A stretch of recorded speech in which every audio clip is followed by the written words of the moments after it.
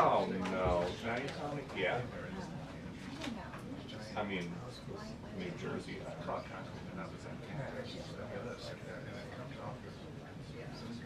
I'll find out.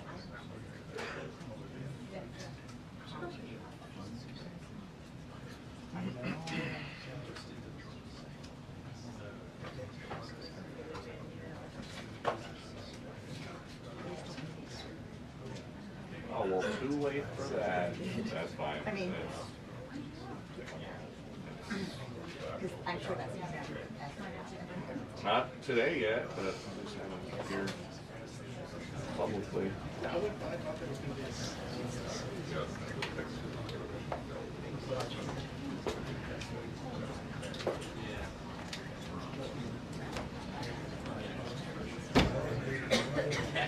Just not that many drugs. Okay. Clean. You're good. Okay. Yeah. Should do more of that before we talk to Google.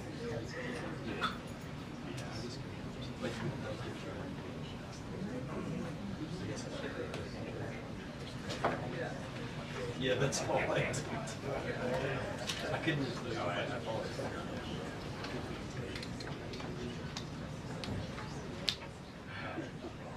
yeah, mine's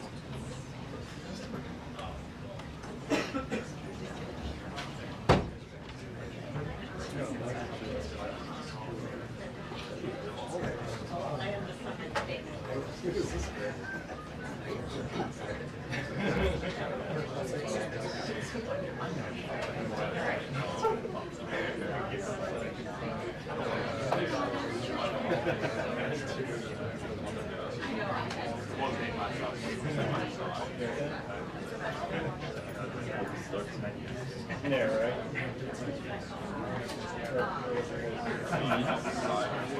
There's all the rooms on the website. Yeah.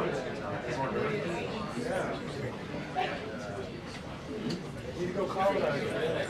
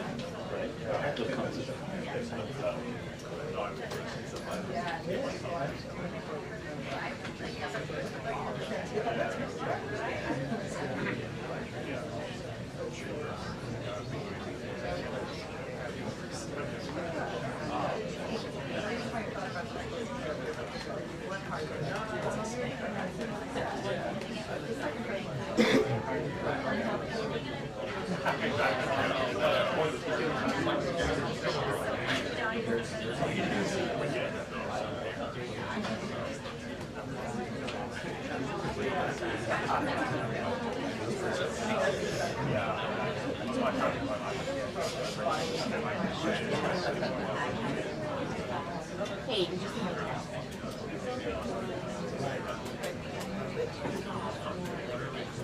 Didn't Corey say he found one? Oh, the same one? Oh, okay. Did you look through the transcript?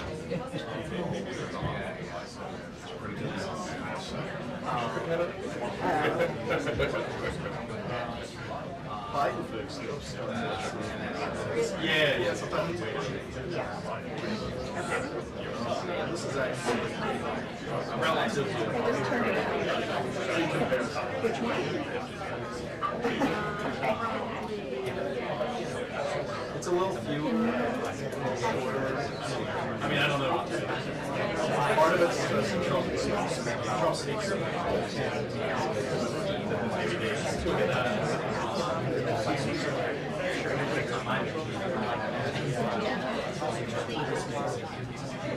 Well, I really like talking.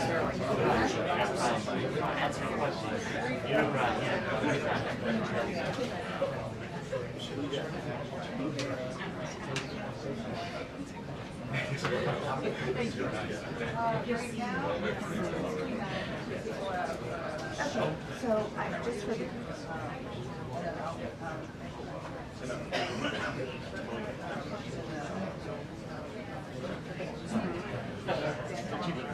No, I mean, I know, obviously, but it's old.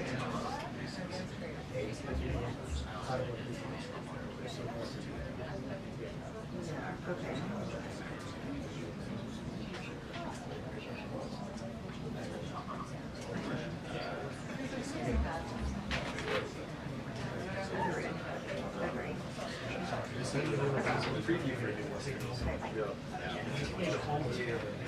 Do you like this?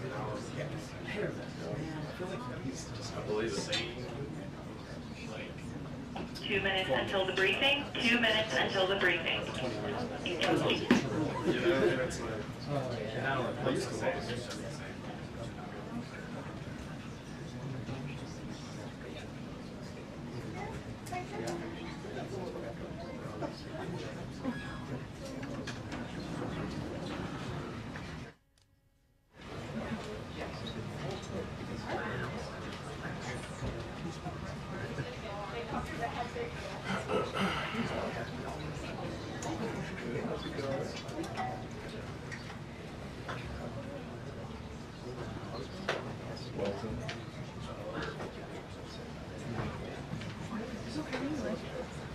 Great. Just 6 weeks today for the baby and 13 and a half pounds. Okay.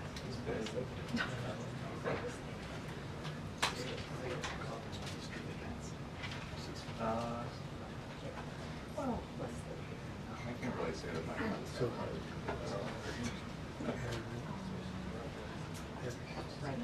yeah. I'm kidding.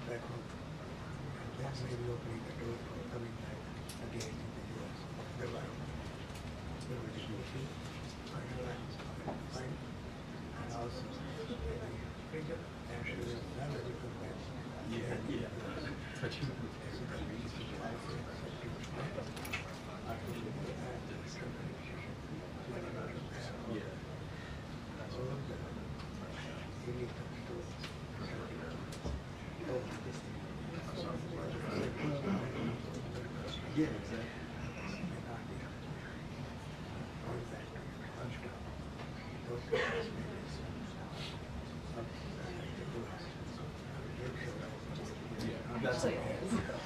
That's my own. But just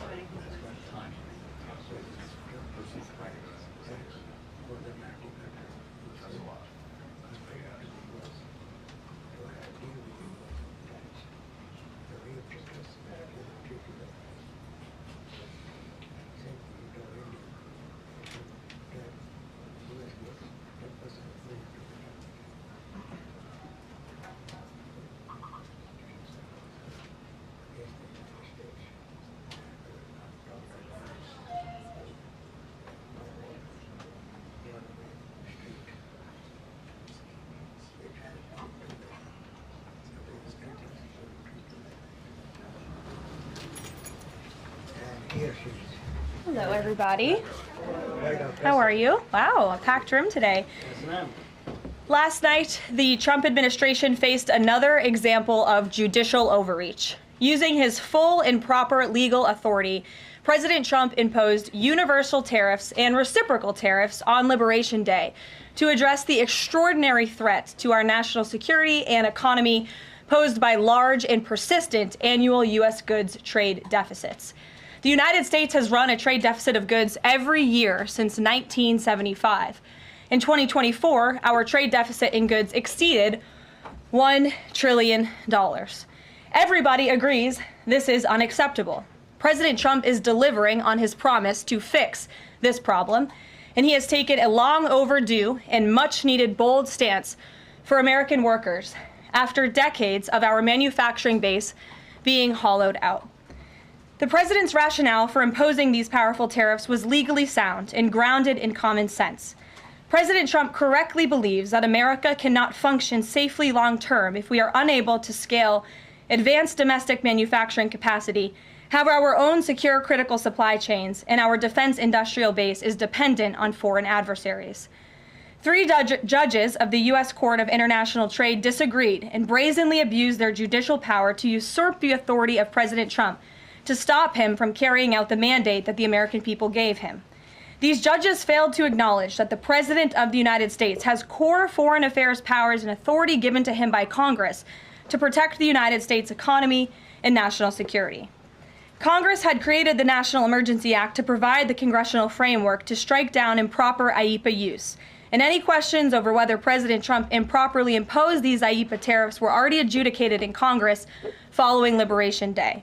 Congress firmly rejected an effort led by Senator Rand Paul and Democrats to terminate the president's reciprocal tariffs. The courts should have no role here.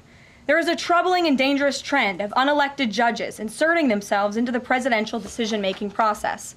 America cannot function if President Trump, or any other president for that matter, has their sensitive diplomatic or trade negotiations railroaded by activist judges. President Trump is in the process of rebalancing America's trading agreements with the entire world, bringing tens of billions of dollars in tariff revenues to our country, and finally ending the United States of America from being ripped off. These judges are threatening to undermine the credibility of the United States on the world stage. The administration has already filed an emergency motion for a stay pending appeal and an immediate administrative stay to strike down this egregious decision. But ultimately, the Supreme Court must put an end to this for the sake of our Constitution and our country. With Congress returning next week, it's critical that Senate Republicans maintain the momentum and quickly pass the One Big Beautiful Bill. The One Big Beautiful Bill will truly make America safe and prosperous. The One Big Beautiful Bill includes the largest border security investment ever. That's why the law enforcement groups are lining up to encourage its swift passage. The National Fraternal Order of Police, the largest police union in the country, just endorsed key provisions of the bill. The FOP president announced their strong support, saying the One Big Beautiful Bill Act is more than legislation. It is a promise kept to the public safety officers across the country and a bold step toward an economy that respects, rewards, and uplifts the people who keep it safe. And the National Border Patrol Council, which represents nearly 20,000 Border Patrol agents, hailed the legislation as well. The group's president said this legislation provides a once-in-a-generation investment in the border security of our great country and will make America safer. The One Big Beautiful Bill will guarantee we can permanently have the safest, strongest, and most secure immigration system in American history. I also want to take the opportunity to debunk some false claims that have been circulating in the press about this bill. The blatantly wrong claim that the One Big Beautiful Bill increases the deficit is based on the Congressional Budget Office and other scorekeepers who use shoddy assumptions and have historically been terrible at forecasting across Democrat and Republican administrations alike. For example, just before Congress enacted the original Trump tax cuts at the end of 2017, the same CBO projected that growth would average a mere 1.9% over the next 10 years. However, by 2019, actual growth had surged to 3.4% once the Trump tax cuts went into effect, exceeding the CBO forecast by nearly 2 full percentage points. The CBO's latest forecast makes the same anemic growth assumptions as they did in 2017, missing the impact of the One Big Beautiful Bill. The CBO assumes long-term GDP growth of an anemic 1.8%, and that is absurd. The American economy is going to boom like never before after the One Big Beautiful Bill is passed. The largest middle-class tax cut in history, massive deregulation, and the most aggressive domestic energy exploration ever will fuel small businesses, further boost private investment, increase workers' wages, and supercharge economic growth. The Council of Economic Advisors has factored in the effects of all these pro-growth policies and estimated in their own analysis that growth will average 3% in the long run after the One Big Beautiful Bill is passed, which is nearly double the ridiculous CBO projection. This higher growth would result in $4.1 trillion in additional revenue over the next 10 years. Between the common sense spending reforms contained in the One Big Beautiful Bill and the robust economic growth that will be generated as a result of it, there will be no increase to the deficit. The same analysis from the CEA shows just how this historic package will unleash prosperity and ignite a blue-collar boom across America. But if the radical Democrats get their way and the One Big Beautiful Bill does not pass, Americans will face a whopping $4 trillion tax hike. This is unacceptable to President Trump. President Trump will not allow Democrats to massively raise Americans' taxes. Senate Republicans must get this bill passed. The failure is not an option. The American people are counting on Republicans to deliver.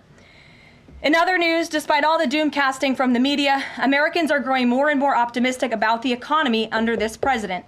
Consumer confidence surged in May with the biggest monthly jump in 4 years, smashing expectations.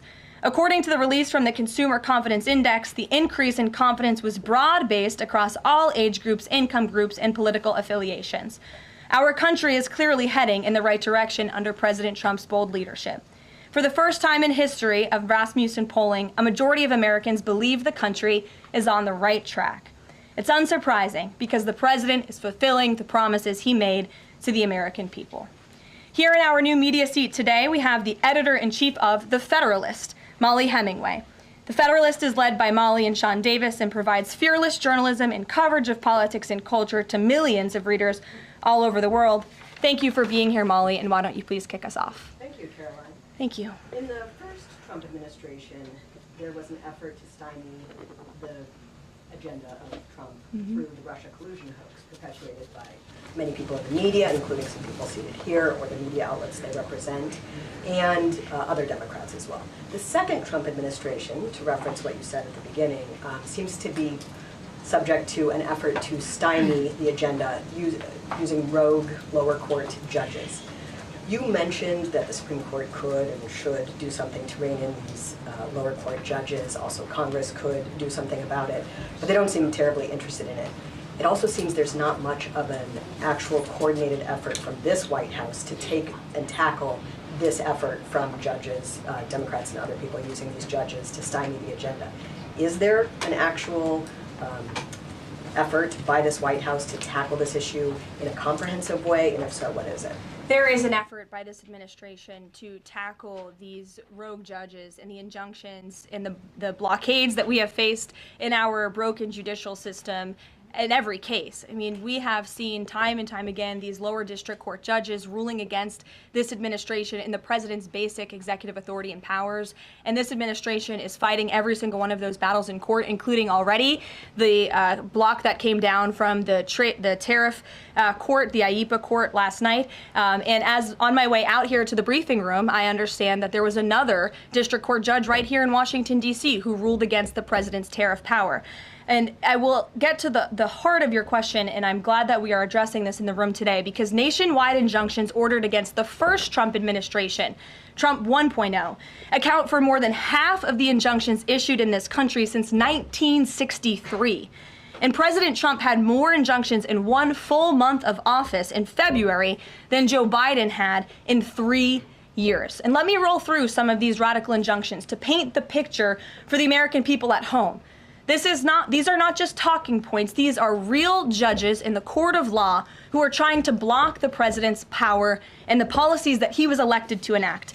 For example, a court ordered the Trump administration to return already deported terrorist aliens back to the United States. A court has ruled the Trump administration can't even temporarily pause our refugee programs.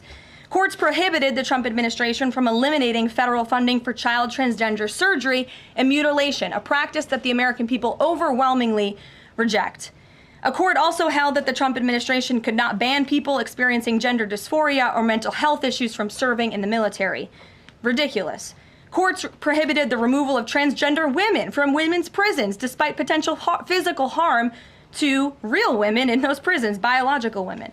A Northern District of California judge issued an absurd ruling that the president cannot fire people within the executive branch without Congress passing a bill, even though Congress has expressly authorized the president through the Office of Personnel Management to authorize reductions in force across agencies.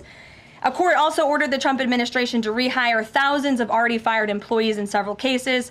A federal judge blocked the Trump administration from defunding the Department of Education, another signature campaign promise that this president has the power to implement.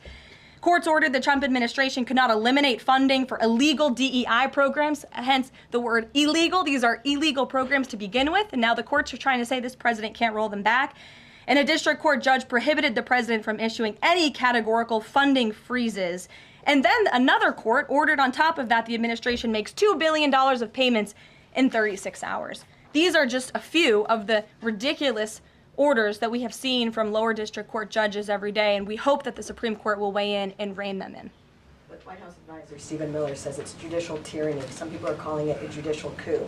You're saying you're responding to each and every one of these actions, efforts by these judges to delay or thwart the implementation of the agenda. But is there going to be anything more than that, or is it just going to let this operation continue, even though it could delay everything for years until the presidency is over? The administration is operating under the directive given to from the president that we need to comply with the court's orders. He's made that very clear, but we're going to fight them in court, and we're going to win on the merits of these cases because we know we are acting within the president's legal and executive authorities. And thanks for being here. Gabe. Thank you, Caroline. Question on tariffs, but first actually some foreign policy news, some breaking news. Some local Israeli media is reporting that Prime Minister Netanyahu told hostage families that he's accepted a 60-day truce offer. So can you confirm, have Israel and Hamas agreed to a truce? I can confirm that Special Envoy Witkoff and the president submitted a ceasefire proposal to Hamas that Israel backed and supported. Israel signed off on this proposal before it was sent to Hamas. I can also confirm that those discussions are continuing, and we hope that a ceasefire in Gaza will take place so we can return all of the hostages home, and that's been a priority from this administration from the beginning. I won't comment further as we are in the midst of this right now. So to be clear, you don't know if Hamas has accepted it yet? Not to my knowledge, but certainly if that becomes the case and this ceasefire goes into effect, you'll hear it directly from myself, the president, or Special Envoy Witkoff. On tariffs, Kevin Hassett earlier this morning, he brushed off a legal ruling and called it a hiccup, and he said that trade deal negotiations would continue. Why would other countries continue these trade deal negotiations given the ruling? Because other countries around the world have faith in the negotiator-in-chief, President Donald J. Trump. And they also probably see how ridiculous this ruling is, and they understand that the administration is going to win, and we intend to win. We already filed an emergency appeal. We expect to fight this battle all the way to the Supreme Court. These other countries should also know, and they do know, that the president reserves other tariff authorities, Section 232, for example, to ensure that America's interests are being restored around the world. But I can confirm that our ambassador for trade, Jamison Greer, already heard from countries around the world this morning who said they intend to continue with these negotiations. Peter. Thank you, Caroline. So many of the president's plans right now are being blocked by courts. If the courts are going to be the ones who are shaping policy, Does the president wish he would have just become a judge instead? I think the president would take this job over being a judge, and certainly the president is acting within his authority. He wishes judges would do the same. But so the courts are basically telling you guys they think that the White House's policies, the president's policies, are in some way against the law. So why can't President Trump ask the Republicans that control the House and the Republicans that control the Senate just to make a new law? Well, these laws have already been granted to the president by the Constitution and by laws that have been previously passed. I'll give you another example. For instance, we've been blocked in court for the revocation of visas from individuals who have the privilege of studying in the United States of America. Secretary of State Rubio has simply used his authority to revoke those visas, to revoke that privilege, and we've seen the courts try to block that. So if these judges want to be the Secretary of State or they want to be the president, they can run for office themselves. It should be the other way around. But all of the actions the president has taken rely on legal authorities that have already been granted to him by our nation's existing laws. And on a different topic, there are some folks in President Biden's inner circle who are now in talks with Republicans in Congress to give interviews about how they may have handled President Biden's decline. Is the president satisfied with aides only sitting for these transcribed interviews, or would he also like to see some kind of testimony from the former First Lady, Dr. Biden? I think, frankly, the former First Lady should certainly speak up about what she saw in regards to her husband and when she saw it and what she knew, because I think anybody looking, again, at the videos and photo evidence of Joe Biden with your own eyes and a little bit of common sense can see this was a clear cover-up. And Jill Biden was certainly complicit in that cover-up. There's documentation, video evidence of her clearly shielding her husband away from the cameras. They were just on The View last week. She was saying everything is fine. She's still lying to the American people. She still thinks the American public are so stupid that they're going to believe her lies. And frankly, it's insulting, and she needs to answer for it. Ouija. Thank you, Caroline. President Trump was asked what he thought about Elon Musk's claim that the big, beautiful bill increases the budget deficit and undermines the work of DOGE. And the president didn't actually comment on those remarks. He just talked about the need to support the bill. So what does the president think about what Elon Musk said? Well, the president is very proud of the one big beautiful bill, and he wants to see it pass. He wants the Senate to get to work on it and send it to his desk as quickly as possible. Of course, as you know, Elon Musk announced last night his departure as an official special government employee from the Trump administration. We thank him for his service. We thank him for getting DOGE off of the ground, and the efforts to cut waste, fraud, and abuse will continue. So he doesn't have any comment about Musk saying it adds to the deficit and it undermines all his work? The president commented on this. I commented on it. I told you that this bill saves $1.6 trillion according to the Council of Economic Advisors and the analyses that the president believes in. So he gave a comment. I gave a comment. Just because you don't like that comment doesn't mean it's not a comment. Rachel. Thanks, Caroline. Back on trade, I know you said the White House is going to fight this ruling in court. Is the administration actively reviewing other avenues, other options to carry out the president's trade policy? The president's trade policy will continue. We will comply with the court orders, but yes, the president has other legal authorities where he can implement tariffs. However, it does not dispute the fact that the president was right to declare a national emergency when it came to fentanyl and when it came to our crippling deficits and the lack of critical supply chains here at home. That is the reasoning for the president's tariffs. And the court didn't dispute those facts, by the way. And there have been other courts that have reaffirmed the president's position. In fact, a ruling in federal court earlier this month shows that the administration is in the right, said we will win on appeal. A federal district judge in Florida ruled that IEEPA, in fact, does grant the president the authority to unilaterally impose tariffs. And 20 years ago, I will add, they are not a court, the New York Times editorial board responded to the January 2005 trade deficit of $58.3 billion by writing an editorial entitled Dangerous Deficits.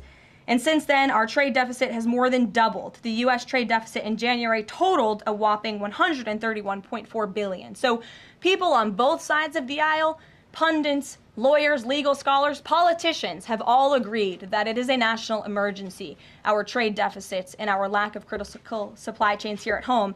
It's just President Trump was the first president to actually act on it to restore that wealth and that prosperity to the United States of America. And it's very unfortunate that the courts are now blocking his attempts to do So that. has the administration then reached the point where you are actually asking your economic advisors to start reviewing other avenues to implement the president's trade policy, or do you want to just see this legal process take place for now? We can walk and chew gum at the same time. We are doing both. Josh. The Fed says the president met with the Fed chair earlier today. I'm wondering if you can give us any readout of that meeting. The Fed also says that they discussed the economy. I imagine the president might have shared views on rates as well, but what can you Sure. share with us? I can share with you that we saw, the president and I both saw the statement that the Fed put out after the meeting.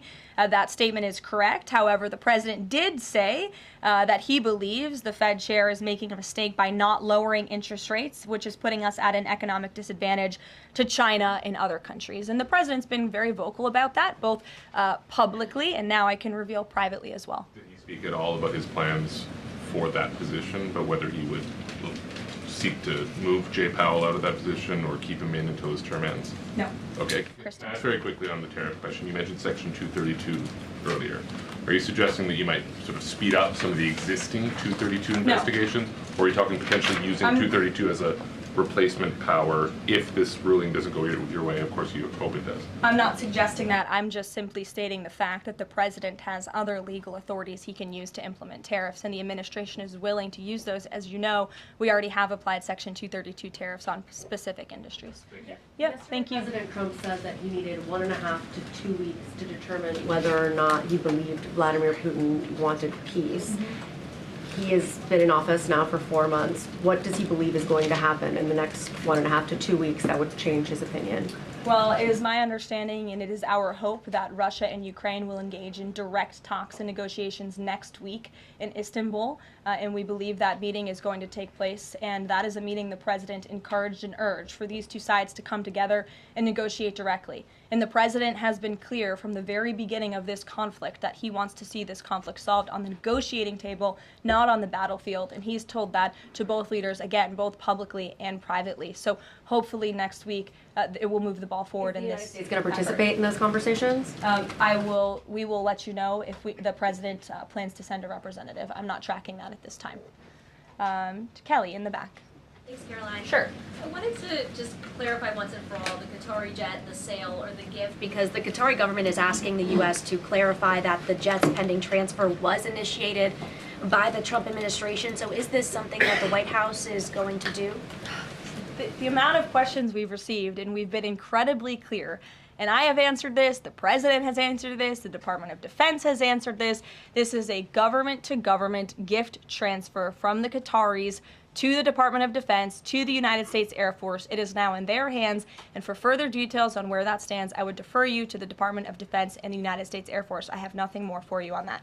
Deanna. Thanks, Caroline. 2 questions, one on Big Beautiful Bill, one on immigration. Sure.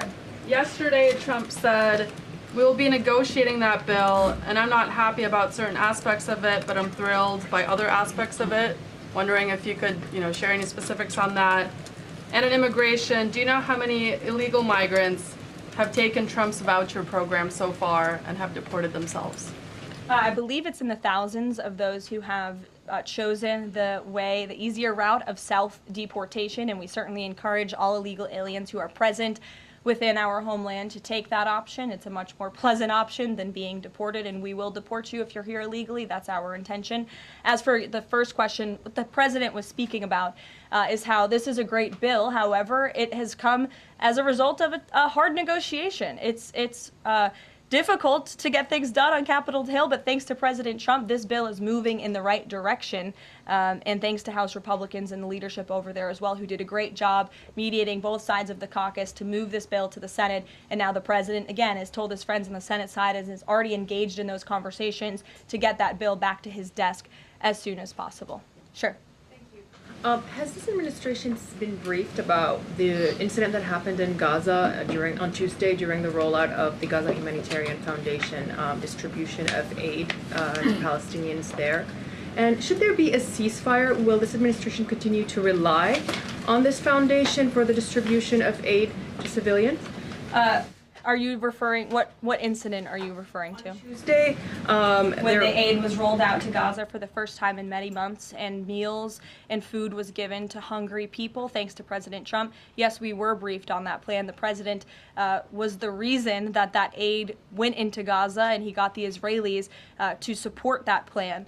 And I would add that the previous administration rejected such a plan to ensure that these starving and devastated people in the Gaza Strip were given humanitarian aid and assistance. And it was the previous administration that tried to build this pier, if you all remember it. It was brought to my attention this morning, and I thought that's a good point. Why don't I bring that up? Because there's been so much criticism.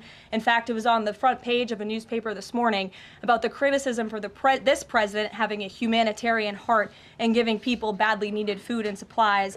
Nobody wanted to talk about how the previous administration failed in that endeavor.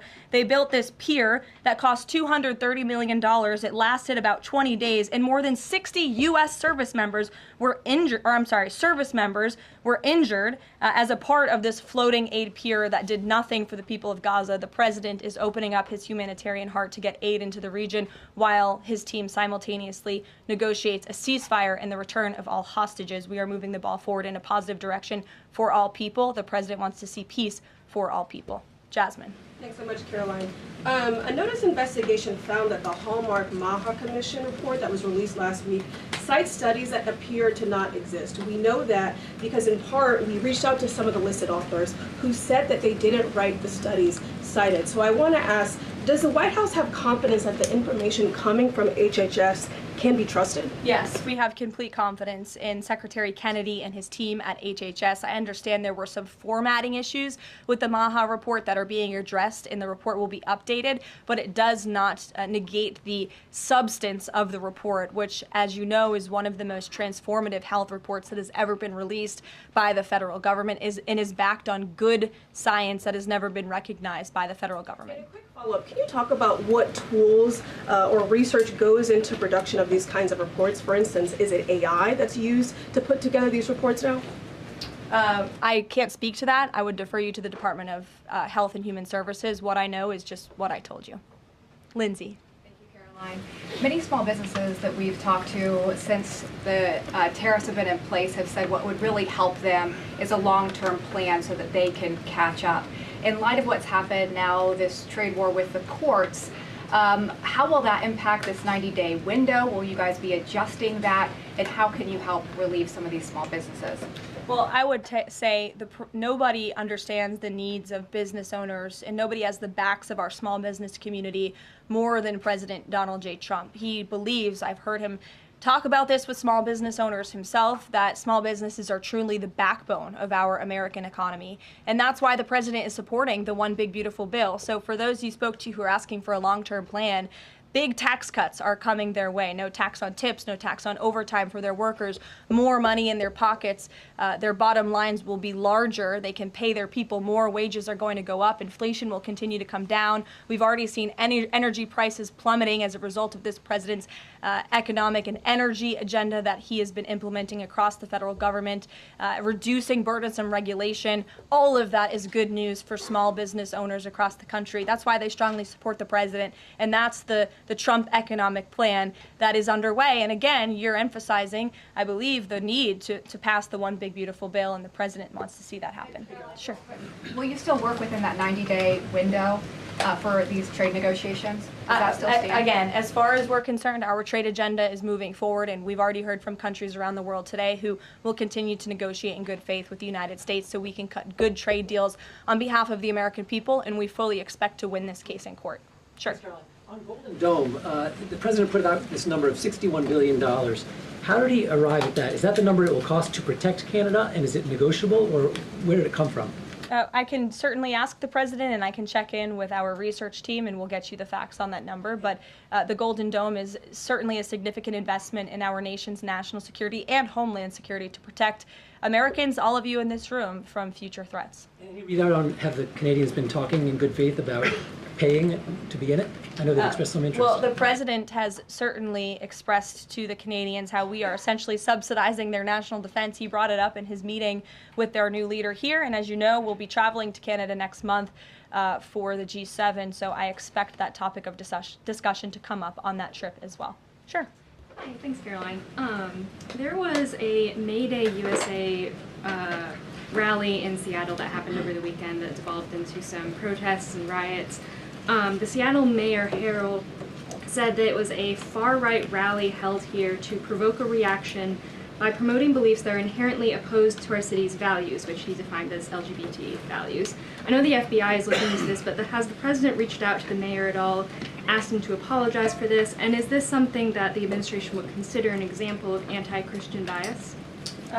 I'm not aware of that case. I know the FBI is looking into it, but I'm not aware of any phone calls the president may or may not have made to the mayor of that city. And then on DOGE, we know that Elon Musk is leaving. Do you have an updated leadership structure for who is leading the group? Is Russ Vought involved? And what is its new mission now, if any? Well, the entire cabinet is involved, and I spoke to the president about it this morning, and the entire cabinet understands the need to cut government waste, fraud, and abuse, and each cabinet secretary at their respective agencies is committed to that. That's why they were working hand in hand with Elon Musk, and they'll continue to work with the respective DOGE employees who have onboarded as political appointees at all of these agencies. So surely the mission of DOGE will continue, and many DOGE employees are now political appointees and employees of our government, and to the best of my knowledge, all of them intend to stay and continue this important work. Is there a DOGE leader taking the place of Mr. Musk? Well, again, the DOGE leaders are each and every member of the president's cabinet and the president himself, who is wholeheartedly committed to cutting waste, fraud, and abuse from our government. Michael. Thank you, Caroline. There's conflicting reports out of the Middle East right now. Saudi television network Al Arabia is saying that Israel and Hamas have agreed to a 60-day ceasefire. Sources with Hamas are saying that has not been agreed to. If and when that does happen, will we expect to hear something from President Trump announcing that? As I said earlier, yes, indeed. If there is an announcement to be made, it will come from the White House, the president, myself, or Special Envoy Witkoff. Caroline, one big beautiful bill. The president says he's not happy with all aspects of it. What changes would he like to see be made? And can this bill be both big and beautiful? It is a one big beautiful bill, as the name rings true, and the president, as I said, is currently working with his friends in the Senate who have some recommendations for the bill. Those negotiations and discussions are continuing, but the president's ultimate priority is to get this bill back to his desk for signature. And the president's priorities in this bill are non-negotiable in terms of the tax priorities he wants to see and the large tax cuts in the border investments that are currently in this bill. He is not going to allow them to go away for the American people. Sure, go ahead. Yes, I wanted to ask you about, has the president spoken to any of these foreign leaders about these agreements that have been reached, specifically the case of the United Kingdom that already has an agreement in place after this decision of the court in New York? Has the president talked to foreign leaders about what? About the court decision in New York. Which court decision in New York? The trade court. Oh, the trade court decision. He did speak to the leader of Japan this morning, and he said that was a very good call and a good discussion. And as I said, the president's cabinet, Secretary Lutnick, Secretary Bessent, and Ambassador Jameson Greer have all been in touch with their counterparts in countries around the world to let them know the United States will still be at the negotiating table, and we still expect countries around the world to treat us fairly. Again, I will just close by saying that how ridiculous it is that we've been ripped off, our middle class has been hollowed out, our manufacturing base has left and gone overseas, jobs have been offshored, and now no court did anything about that. No court did anything about hundreds of thousands of people being put out of work, about thousands of factories being closed down, about our deficits going to dangerous levels, as the New York Times has said. But now a court is trying to stop a president from trying to correct those wrongs of the past. And this administration will continue to do that. It's a promise the president made to the American people, and it's a promise they elected him on. We will win this battle in court, and the president will implement his America First trade policies. Thank you, everyone. Is the U.S. Steel situation tomorrow at the speech? I can tell you the president greatly looks forward to going to Pittsburgh, Pennsylvania, where he will discuss this historic deal and discuss American jobs and American steel, and we hope to see you all there. Thanks, guys. Thanks, Caroline.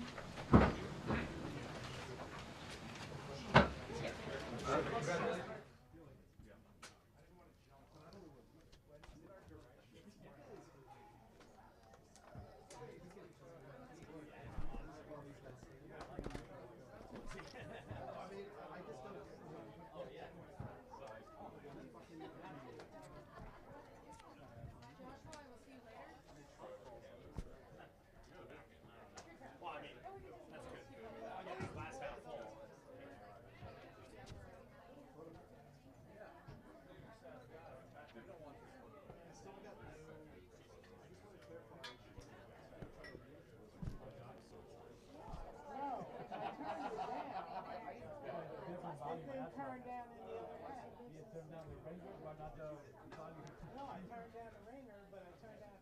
It's easy TV. Yeah, I'm trying to show you. Yeah, I'm gonna grab my bag. And it goes loud instead of lower. That's how I always work.